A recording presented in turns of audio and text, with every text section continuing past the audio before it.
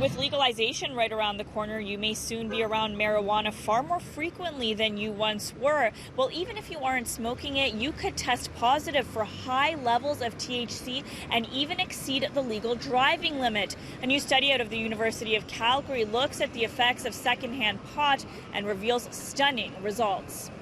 Whoa. I didn't know that. I didn't know that it really could have that effect on your body.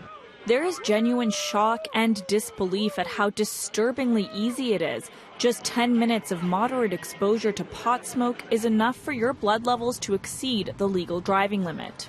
Is it something that concerns you hearing that? Definitely. Because, I wouldn't know that. I'd probably feel it, or I hopefully would feel it, but if I didn't and got behind the wheel, then that's a problem for me and the public.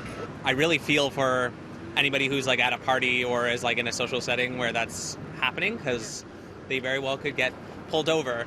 And researchers say it doesn't take extraordinary circumstances for THC to become detectable in the blood and urine of non-smokers. So think about something in an enclosed space, maybe the size of a regular kitchen, all the windows closed, relatively poor ventilation, and a joint being passed around while you're having a conversation. Right now, researchers say biologically there's no way to prove it was secondhand exposure versus active consumption.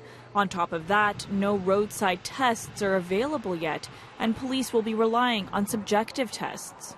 It will be contentious, I think, because different people would show different kinds of impairments at different levels. So not all bodies store or process THC the same, and so not everybody would present with the same kinds of impairment at that same level. Putting the legal consequences aside, the Ontario Lung Association is also sounding the alarm on the health effects of secondhand pot. How does marijuana compare to tobacco? What do we know about that right now? Yeah, so again, we know that they share a lot of the same chemicals, metals, particulate matter as tobacco smoke. 33 of those are known carcinogens, which means that they are cancer-causing agents. While the long-term effects of cannabis exposure are largely unknown, researchers point to the hard lessons already learned as a good indicator of the potential effects of pot. Certainly the devastating health effects of tobacco are well documented and generally well accepted by the public. So we know that certainly its role as a disease-causing agent is well documented.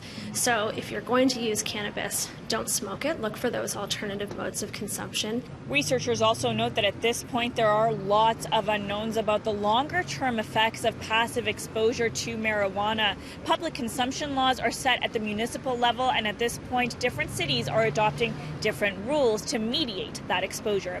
For City News, I'm Tina Yazdani.